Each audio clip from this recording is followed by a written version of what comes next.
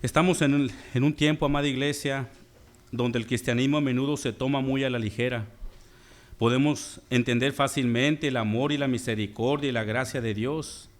Y sin duda, como creyentes, hay momentos en los que podemos pasar por alto la justicia de Dios. Olvidamos que Él es, ante todo, un Dios justo. Las Escrituras nos recuerdan con mucha claridad que la justicia divina es un aspecto esencial de la naturaleza del Señor.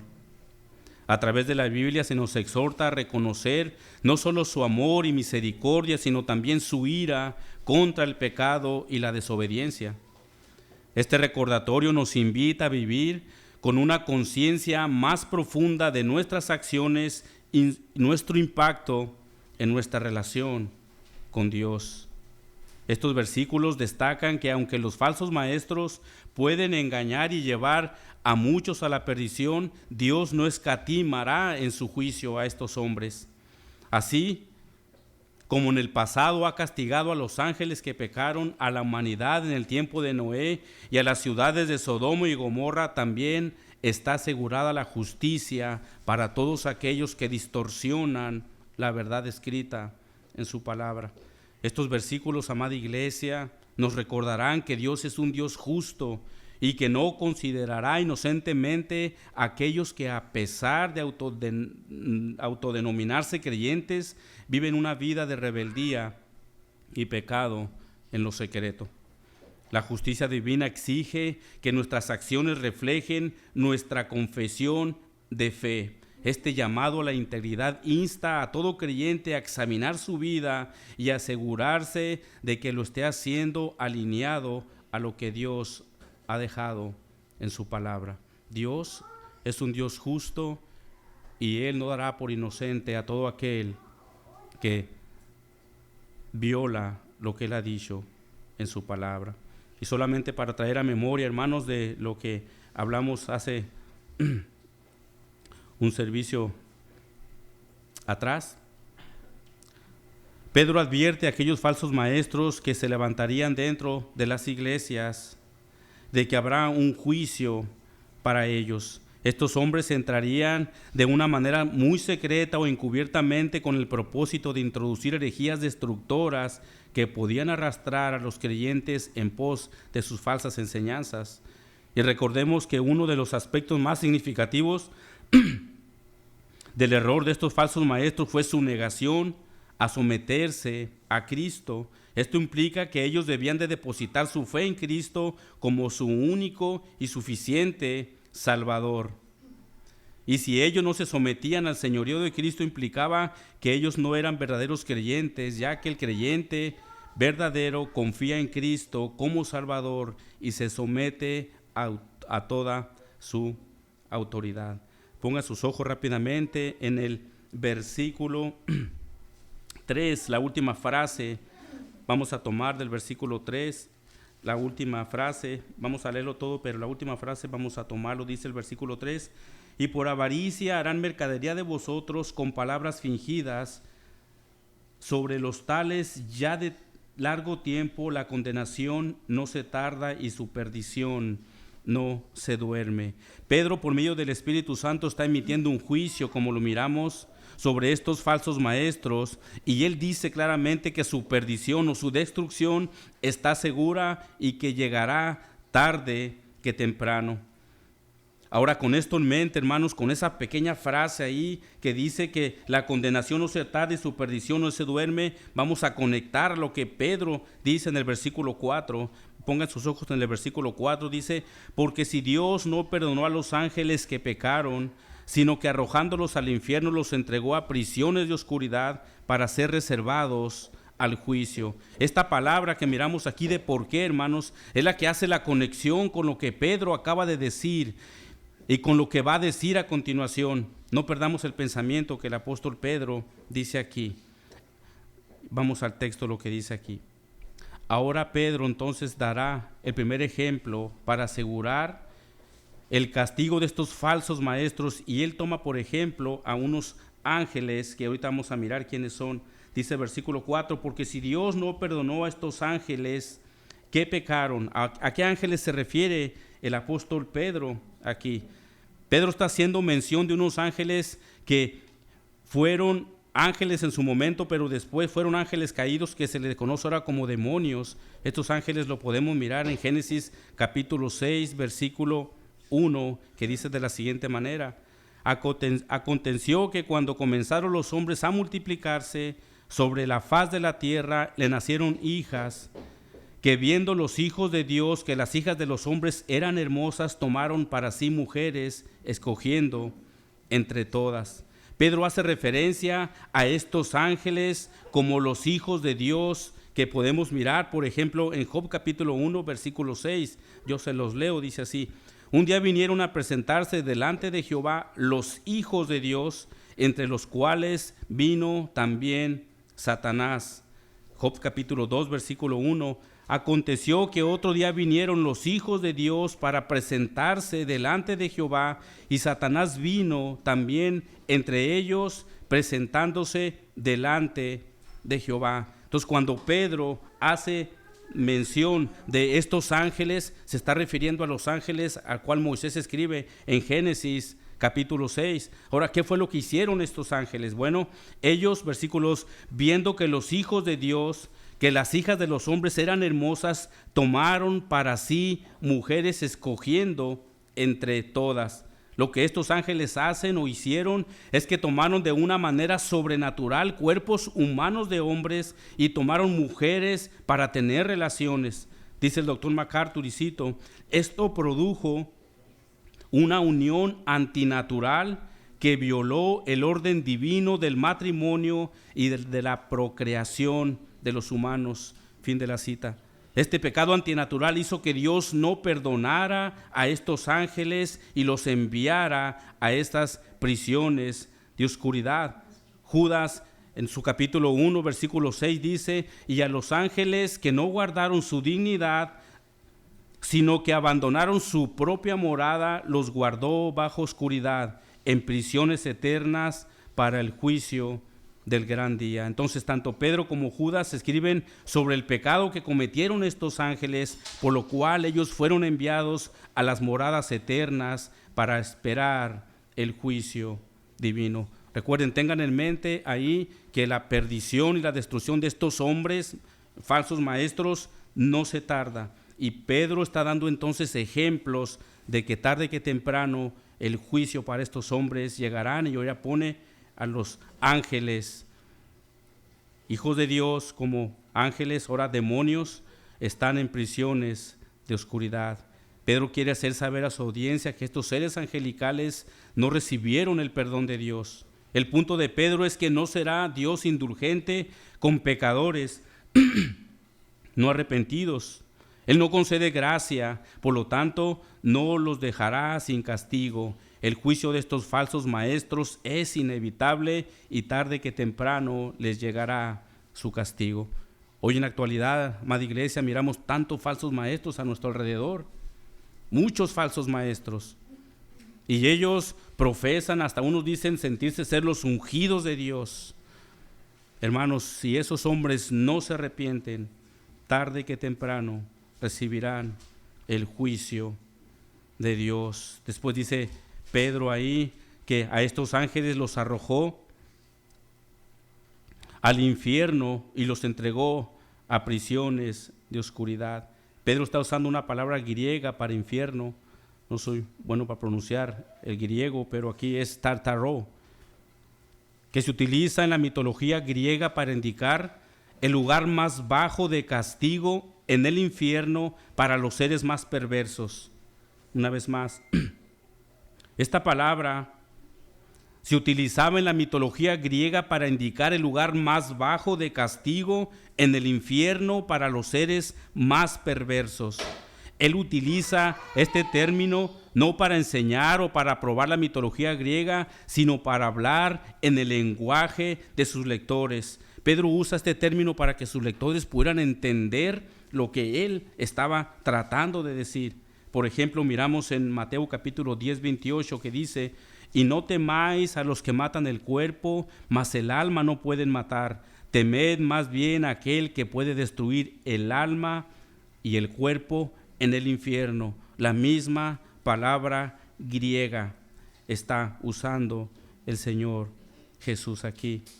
Para los judíos, el Hades es el lugar del abismo más profundo y el más aterrador de castigo, donde eran enviados los ángeles que se rebelaron contra Dios. Por decir, miramos ahí en Lucas capítulo, dice, aconteció que murió el mendigo y fue llevado por los ángeles al seno de Abraham, y murió también el rico y fue sepultado, y en el Hades alzó sus ojos, estando, escuchen, en tormentos, y vio de lejos a Abraham y a Lázaro en su seno. Entonces él, dando voces, dijo, Padre Abraham, ten misericordia de mí, y envía a Lázaro para que moje la punta de su dedo en agua y refresque mi lengua, dice, porque estoy atormentado en esta llama. Entonces Pedro, cuando dice estos dos términos, tanto griego como judío, están entendiendo sus lectores lo que él estaba tratando de decir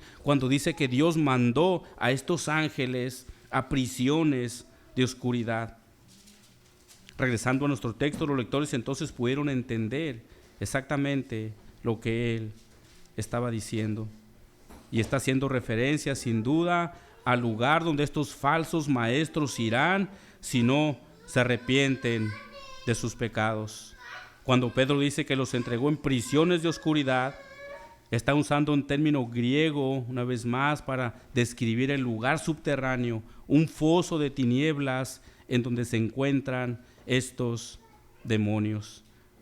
La Nueva Versión de las Américas dice, porque si Dios no perdonó a los ángeles cuando pecaron, sino que los arrojó al infierno, dice, y los entregó a fosos de tinieblas reservados para el juicio.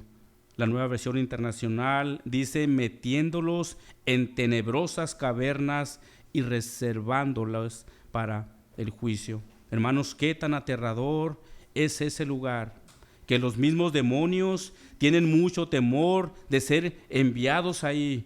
Ustedes recordarán el encuentro de Jesús con el endemoniado gadareno, Lucas capítulo 8, verso 30, dice, y le preguntó Jesús diciendo, ¿cómo te llamas? Y él le dijo, Legión, porque muchos demonios habían entrado en él. Verso 31, y le rogaban que no le mandase al abismo. Y había ahí un hato de muchos cerdos que pasían en el monte, y le rogaron que los dejase entrar en ellos, y les dio permiso, y los demonios salidos del hombre entraron en los cerdos, y el hato se precipitó por un despeñadero al lago, y todos se ahogaron. Este lugar de tormento es tan aterrador que hasta los mismos demonios tienen miedo de ir allá. Hermanos, cuando muchas veces nosotros compartimos el evangelio a personas que tú le hablas del infierno, no te creen, no tienen ningún temor. Pero la palabra del Señor es bien clara, que dice que el infierno es un lugar de tormento. Si estos demonios tuvieron miedo, hermanos, ¿cómo no tener miedo nosotros como seres humanos de ese lugar de tormento tan aterrador?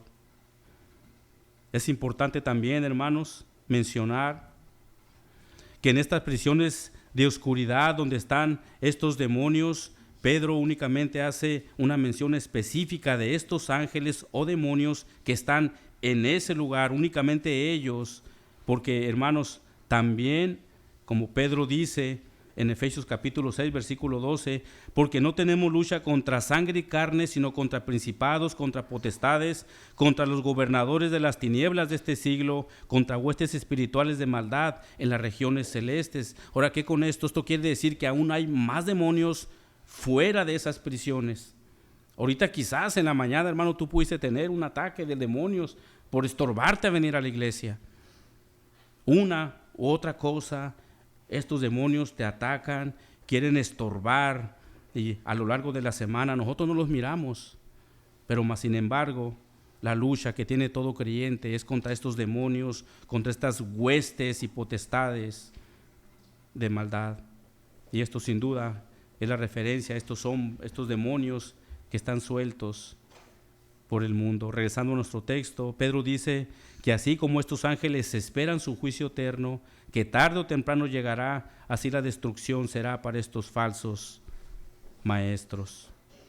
Posteriormente, Pedro ofrece un ejemplo a sus lectores para refutar sus argumentos sobre el inevitable castigo que aguardará a estos falsos maestros. Verso 5, pongan sus ojos ahí.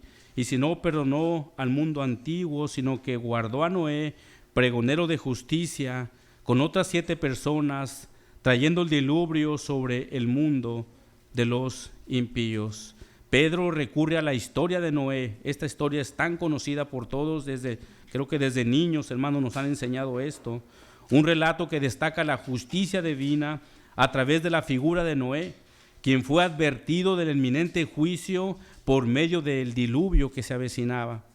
Pedro enfatiza que así como los contemporáneos de Noé ignoraron las advertencias y enfrentaron las consecuencias de su maldad, también los falsos maestros sufrirán un destino similar. Cuando Pedro dice no perdonó al mundo antiguo, significa que Dios no evitó que el mundo fuera destruido por agua. Por 120 años, amada iglesia, Noé advirtió del juicio venidero y no quisieron escucharlos. Dios es paciente, bastante. Dios es misericordioso desde los cielos hasta la tierra. Estos hombres impíos no se arrepintieron a pesar de esta advertencia, como pasa hoy también en la actualidad, amada iglesia. Les hablas a las personas del castigo eterno y muy pocas escuchan. Dice Jonathan Edwards, un teólogo y predicador estadounidense del siglo XVIII, y cito: no hay otra cosa que mantenga a los hombres impíos fuera del infierno en todo momento que la gracia de Dios. Fin de la cita. ¿Saben por qué aquellas personas que se mofan del Señor, que rechazan el Evangelio de Dios, no están en este momento en el infierno? Por la gracia de Dios hasta el día de hoy. Pero llegará el día en que esa gracia sea quitada de los hombres y un día despertarán en el infierno para ser castigados por toda una eternidad. Por eso, amigo que estás aquí, es tan importante que reconozcas la gran magnitud de tu pecado y si no te arrepientes de ellos, ya que la boca del abismo del infierno está lista para devorarte y solo Cristo, nuestro Dios poderoso, que vino en forma de hombre, padeció y murió en la cruz del Calvario para otorgar perdón a todos aquellos que confiesan sus pecados y vienen en arrepentimiento delante de Él. Amada iglesia, debemos de saber que la justicia divina se manifiesta sobre todo aquel que se rebela pecaminosamente contra Él. Desde las potestades superiores, los ángeles, estos demonios, a quien hizo referencia en el texto anterior, y a los hombres impíos del mundo antediluviano. Este juicio fue verdadero en ese tiempo y también es verdadero para nuestra época. Sin embargo, en este segundo ejemplo, su enfoque se amplía para incluir el juicio que guarda a aquellos hombres que no se arrepienten de sus pecados y siguen viviendo una vida impía, hermanos. Aunque Pedro está diciendo del juicio para los hombres impíos en el tiempo de Noé, también podemos tener una aplicación para nuestros tiempos. Hay una clara advertencia para todos aquellos que se gozan en vivir en sus deleites pecaminosos, incluyendo aquellos hombres y mujeres que dicen ser cristianos. Este paralelismo refuerza la gravedad de la desobediencia y la certeza del juicio divino de Dios sobre todos aquellos que se apartan de la verdad y de la autoridad de Dios. Este juicio divino, este juicio fue debido a la pecaminosidad del hombre en el tiempo de Noé. Los hombres vivían en una condición inmoral que cada día iba en aumento. Y aunque Noé no predicó para arrepentimiento durante 120 años, no hubo respuesta de estos hombres impíos y su juicio fue morir en las aguas del diluvio. Entonces, hermanos, en este versículo podemos ver que Dios tiene un juicio para aquellos hombres impíos que no se arrepienten. Pero también miramos la gracia de Dios, librando del castigo eterno a aquellos que obedecen a sus palabras. Los lectores de Pedro eran plenamente conscientes del significado de lo que él estaba diciendo. Ellos recordaron que los hombres impíos a quienes Noé predicó nunca imaginaron que el juicio de Dios podría manifestarse a través de un diluvio, y especialmente considerando que posiblemente no habían experimentado la lluvia anteriormente. Sin duda hubo abundantes expertos que se reían de Noé y le aseguraban a la gente que una tempestad de lluvia era imposible. Los maestros falsos de la época de Pedro usaban el mismo argumento para probar que el día del Señor no vendría. Por ejemplo, el capítulo 3:3, dicen estos falsos maestros, burlándose del regreso de Cristo, dicen: sabiendo primero esto, que en los posteriores días vendrán burladores andando según sus propias concupiscencias y diciendo, esto decían ellos, ¿dónde está la promesa de su advenimiento? Porque desde el día en que los padres durmieron, todas las cosas permanecen, así como desde el principio de la creación. Ellos estaban cuestionando acerca del regreso de Cristo. ¿Dónde está la promesa de que Cristo iba a venir? ¿Dónde está esa promesa? Porque desde el día en que los padres durmieron, murieron, todas las cosas permanecen exactamente igual desde el principio de la creación. Los hombres del diluvio de Noé pudieron tener el mismo pensamiento. ¿Cuál agua? ¿Cuál diluvio? Te has vuelto loco, Noé. Pero llegó el día en que el juicio de Dios llegó para los hombres impíos en el tiempo de Noé, como también llegará para los hombres impíos y falsos maestros que se encuentran en el círculo cristiano.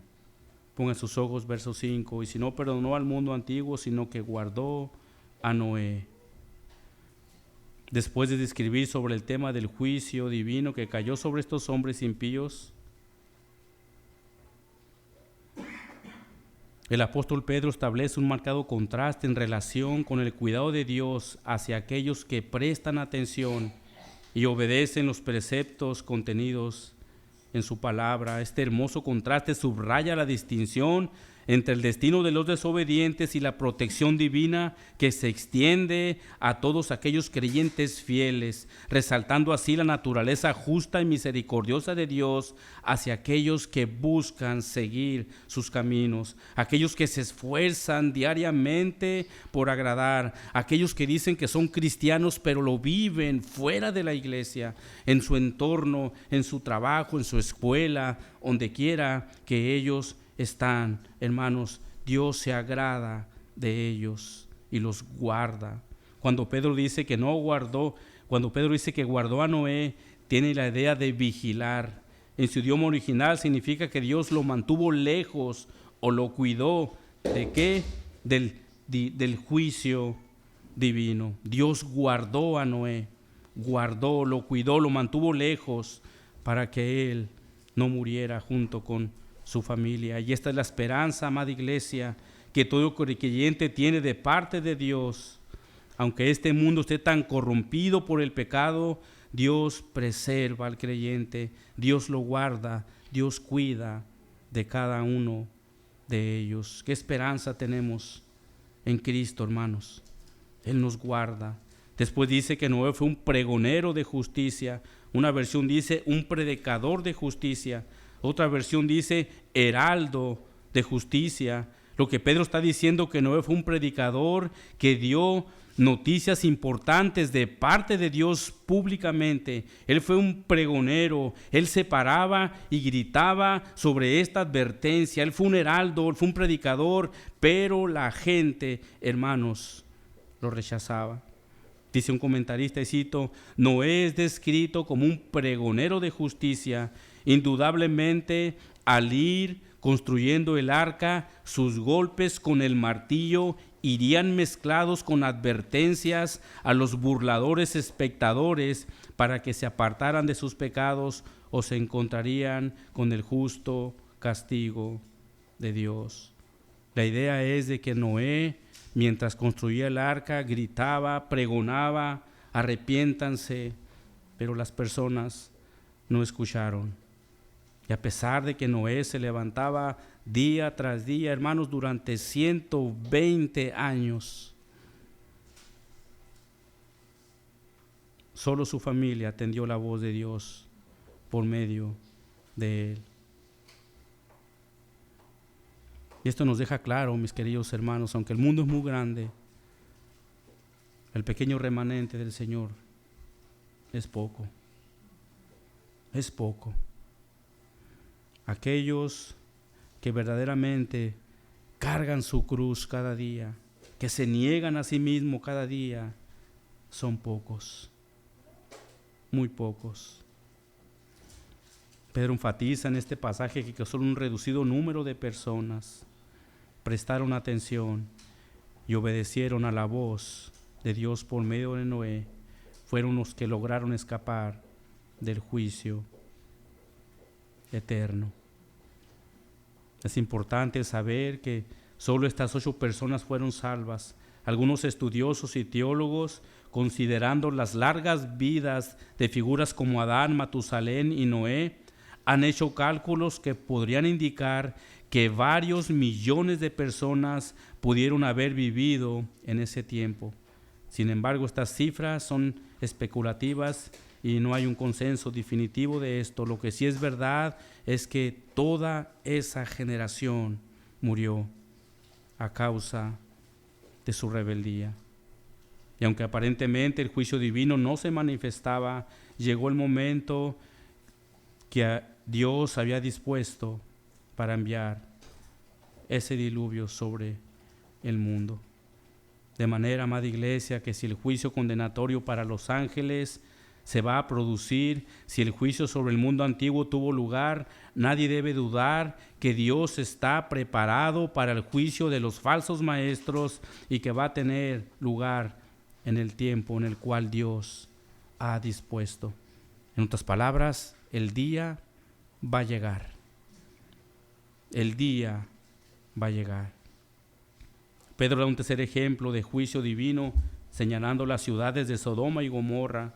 Estas ciudades estaban situadas en la llanura del Jordán. Verso 6 dice: y si no condenó por destrucción a las ciudades de Sodoma, y si condenó por destrucción a las ciudades de Sodoma y de Gomorra, reduciéndolas a ceniza, poniéndolas de ejemplo a los que habían de vivir impíamente. Pedro sigue con el mismo pensamiento de que la destrucción llegará para esos falsos maestros. Ahora toma la historia de Sodoma y Gomorra para ilustrar que el juicio de Dios sigue siendo verdadero. Estas ciudades estaban situadas cerca del Jordán, del Mar Muerto. Dios decide destruir estas ciudades debido a la gran maldad que había en sus habitantes. Los pecados de estas ciudades fueron conocidos como pecados inmorales. ¿Y cómo sabemos esto? Rápidamente, Génesis capítulo 19, verso 4, yo se los leo, dice: pero antes que se acostasen, rodearon la casa de los hombres de la ciudad, los varones de Sodoma, todo el pueblo junto, desde el más joven hasta el más viejo, y llamaron a Lot y le dijeron: ¿dónde están los varones que vinieron a ti esta noche? Sácalos para que los conozcamos. Para dar un contexto, recuerdan, los ángeles llegan a visitar a Lot y esas ciudades.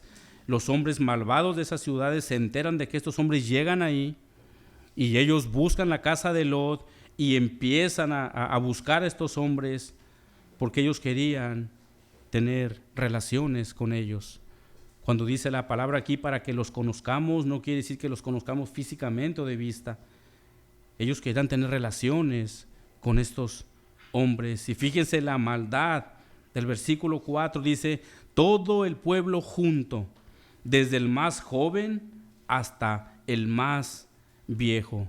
Todos los varones estaban viviendo de una manera inmoral, tan pecaminosa, al grado de que Lot le saca a sus hijas. ¿Ustedes recuerdan?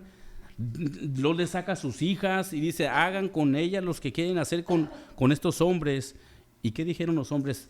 Hazte para allá, no nos interesan tus hijas. queremos a los varones que están ahí. Hermanos, qué perversidad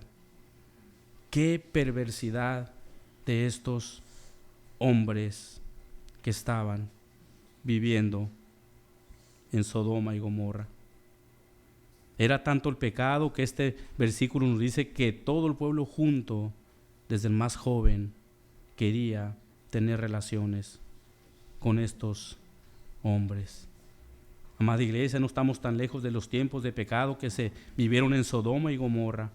Podemos observar a nuestro alrededor y nos podemos dar cuenta que esta clase de pecado todavía está fuertemente y más en nuestro tiempo. El pecado de inmoralidad. El pecado de inmoralidad. Muchos enfrentarán el justo juicio de Dios por vivir de una manera impura en sus deleites pecaminosos, y el resultado será el mismo que fue para estos hombres impíos de Sodoma y Gomorra.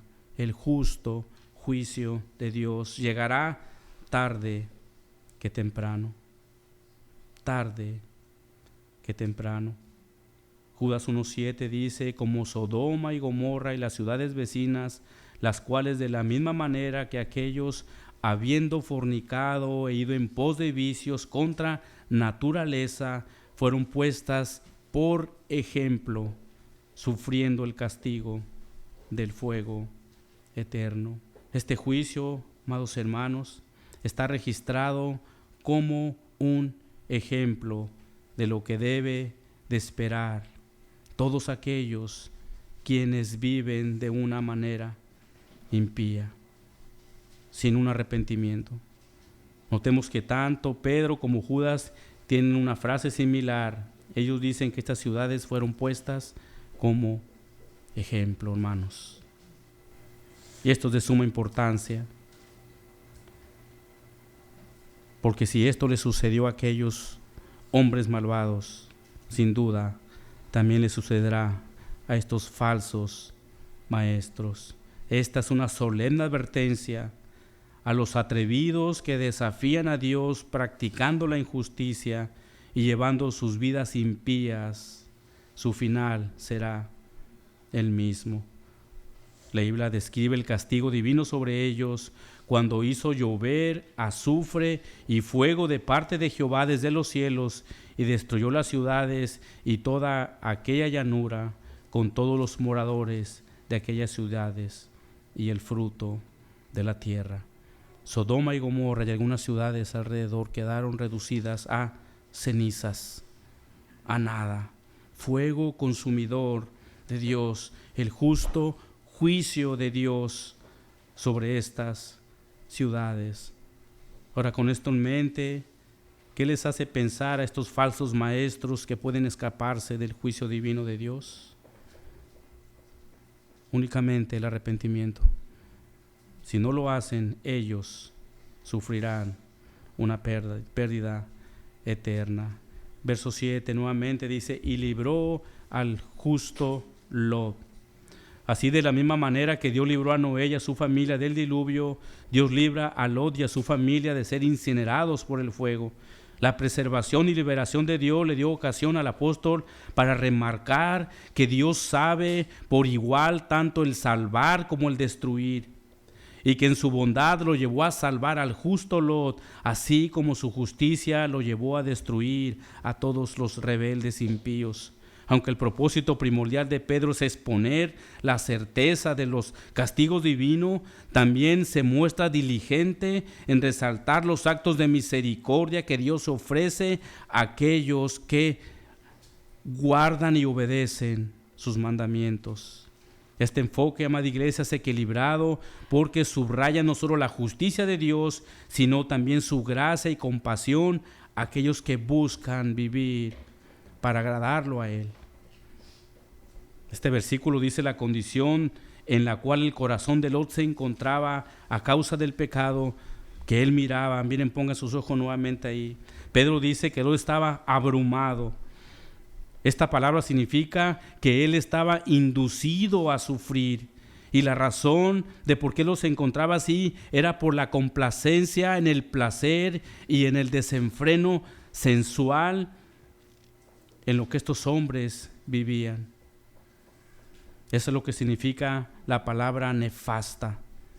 Una complacencia en el placer y desenfreno sensual, que es la conducta de los malvados. Hermano, tú como creyente, cuando ves tanta maldad en el mundo, ¿no se aflige tu corazón? Cuando nos vamos a recoger a mi hija allá a la preparatoria, salen muchachitas tan jóvenes, tomadas de la mano, como parejas. Hermano, eso te indigna. Eso te indigna, te entristece. El ver cómo ya no hay edades, estamos precisamente como en Sodoma y Gomorra, ya no hay edades para la inmoralidad, ni género. Tanta maldad en este mundo, hermanos, como creyente nos indigna, nos entristece. Entendemos un poco de cómo se sentía Lot, viendo y oyendo todos los días. Algunos estudiosos dicen que él estuvo ahí 16 años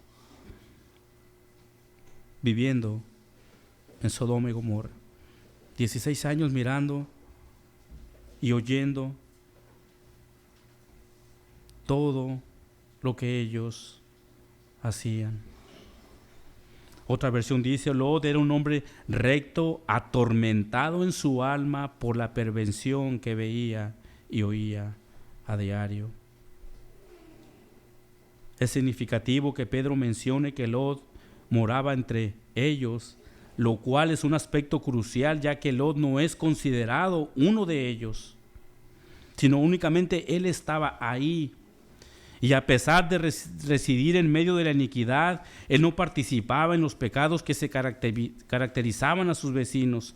Esta observación nos ilumina sobre la posibilidad de que como creyentes podemos vivir de una manera obediente en medio de esta generación malvada y perversa, manteniendo nuestra integridad y fe en un entorno que a menudo se aparta de los principios de Dios. Al que Pedro dijera que moraba ahí, él estaba haciendo una separación. Y esto nos ilumina, amada iglesia. Aunque este mundo se esté cayendo en pecados, nosotros como creyentes podemos vivir en él sin ser contaminados, sin ser partícipes de ellos. Esta es una exhortación muy grande para nosotros como iglesia. Como creyentes es comprensible que el observar la forma en que el mundo actual se entrega a sus pecados, experimentamos también, hermanos, una tristeza grande, porque no somos partícipes de ello. Si participáramos con ellos, hermanos, esto sería tan normal. Pero como no somos de ellos, somos escogidos por Dios para vivir unas vidas santas, el pecado que miramos a nuestro alrededor nos aflige, nos contrista. Nos contrista bastante. Estos ejemplos que Pedro tomó en la historia del Antiguo Testamento para asegurar el castigo de los falsos maestros son muy claros. La audiencia a la cual les escribe sabían perfectamente a lo que Pedro estaba diciendo. El juicio de Dios cayó sobre los hombres impíos en tiempo de Noé. De la misma manera cayó sobre las ciudades de Sodoma y de Gomorra a causa de su iniquidad, y de la misma manera caerá sobre aquellos falsos maestros que estaban en las iglesias. La conclusión de Pedro sobre estos ejemplos es que el Señor guarda a los que son de Él, pero así como Él promete guardar a los suyos, también ha dicho que los impíos estarán entonces en el juicio final para recibir un castigo eterno. Es lo que dice en el versículo 9: sabe el Señor librar de tentación a los piadosos. Pedro tiene unas palabras de aliento y consuelo para todos aquellos piadosos. Como ya sabimos ya aprendimos qué significa ser piadosos, vivir de una manera que agrada a Dios, que se esfuerza por llevar los caminos de Dios como Él nos los ha mandado. Son aquellos que viven en obediencia, aquellos que aún viviendo en este mundo caído por el pecado no siguen sus estándares o sus caminos. Esos son los hombres piadosos a los cuales Pedro libre aquí. Esta palabra de Pedro fueron un consuelo para sus lectores y lo es también para cada creyente. Esta palabra en su idioma original se puede traducir de la siguiente manera: y sabe el Señor guardar a los que bien entregados a Él de algún daño o mal que la prueba puede traer. Dice otra versión: entonces el Señor sabe rescatar de las pruebas a los piadosos. No siempre sabemos en las iglesias quién es un verdadero cristiano o no. Pero sabes, el Señor sí sabe quiénes son sus hijos. El Señor sabe quiénes son sus hijos. Y el Señor los va a guardar y los va a cuidar. Por eso Pedro dice ahí: pero sabe el Señor librar de tentación a los piadosos. Sabe el Señor librar a los que son suyos, a sus hijos. Él sí los conoce. Él sí los conoce. Y esto es bien importante, hermanos, porque en eso descansa la seguridad del creyente, que Dios los conoce. Muchos decimos conocer a Dios, pero lo importante es que Dios nos conoce. Y por poner un ejemplo práctico, yo puedo decir: yo conozco al presidente, a la presidenta ahora de México. Yo puedo ir ahí a Los Pinos, pararme enfrente y decir: es que déjenme pasar porque yo conozco a la presidenta. Y yo ciertamente la conozco, pero si estos guardias van y le dicen: ¿sabe qué? Un señor allá que se llama Saúl dice que te conoce, que si puede entrar, ella va a decir: yo no sé quién es él, yo no lo conozco. No pasa así con el Señor. El Señor te conoce y el Señor te guardará y te cuidará de toda prueba que pueda venir a tu vida. Esta palabra de tentación se traduce prueba, de toda prueba que pueda venir a tu vida, y esa es una garantía y un consuelo enorme para los creyentes, que el Señor te conoce y el Señor te guarda y te dará ánimo y fortaleza en ese momento de debilidad. Hermanos, somos los hombres más bendecidos de esta tierra, que el Señor nos conoce. El Señor nos conoce, pero también el Señor conoce a los perversos, a los malvados, a aquellos que tienen una apariencia de piedad, a aquellos que dicen ser creyentes, pero viven sus vidas impías fuera de la iglesia. El Señor también los conoce. Él sabe lo que hay en sus corazones. Él sabe lo que hay en sus corazones. Estos hombres perversos, los cuales Pedro escribe ahí, estaban introduciendo enseñanzas heréticas destinadas a la destrucción. En este contexto, Pedro advierte que para ellos está reservado un castigo en el día del juicio. Es lo que dice a continuación, verso 9: sabe el Señor librar de tentación a los piadosos, dice, y reservar a los justos para ser castigados en el día del juicio. ¿Cuántos de nosotros en ocasiones planeamos un viaje y por medio de una llamada telefónica hacemos una reservación a un hotel para que cuando nosotros lleguemos ahí a ese lugar, nuestra reservación esté segura y no tengamos ningún inconveniente? Pues Pedro dice que estos falsos maestros tienen reservado un lugar. Ellos ya tienen apartado un lugar, pero no será para disfrutar, sino para ser castigados por toda una eternidad. Estos hombres tienen reservado un encuentro con el Dios soberano, aquel que en su vida lo han rechazado, y donde su pago será el infierno eterno. Pero, amada iglesia, es importante decir que no creas que este castigo solo para esos falsos maestros, los cuales Pedro escribe aquí. Este castigo será para todos aquellos que han rechazado a Cristo a lo largo de su vida y aún no se arrepienten. Ténganlo por seguro que muchos que se dicen llamar creyentes estarán en las mismas filas donde estos hombres impíos se encontrarán, donde ya no habrá oportunidad, donde será el lloro y el crujir de dientes, será un lamento que durará por toda una eternidad. Por eso, amado amigo que estás aquí, ve tu corazón, porque si en esta hora el Señor te llamara a cuenta sin haberte arrepentido, despertarás en las mismas filas de estos falsos hombres, si no te arrepientes. Esto es aterrador, hermanos. despertar en la presencia del Señor sin haberte arrepentido, donde escucharás culpable, lo único que escucharás. Y para ser más concreto, Mateo capítulo 25, 41, esto escucharán esos hombres. Y tú, amigo que estás aquí, si no te arrepientes, apartaos de mí, malditos, al fuego eterno, preparado para el diablo y sus ángeles. El lago de fuego es la reservación que estos falsos maestros tienen asegurada si no se arrepienten, a menos que el Señor en su gracia dé una oportunidad de arrepentimiento. Amada iglesia, estos 3 ejemplos que miramos fueron una advertencia para aquellos hombres impíos, pero también es una advertencia para nuestros tiempos. ¿Con Cristo somos cristianos o no somos? La Escritura es clara en marcar 2 caminos, el angosto y el ancho. 2 puertas, una puerta, Jesucristo. Hermano, amigo que estás aquí, con esto en mente, piensa en lo que acabamos de decir. Piensa en lo que acabamos de decir. Hay tiempo de arrepentimiento para tu vida.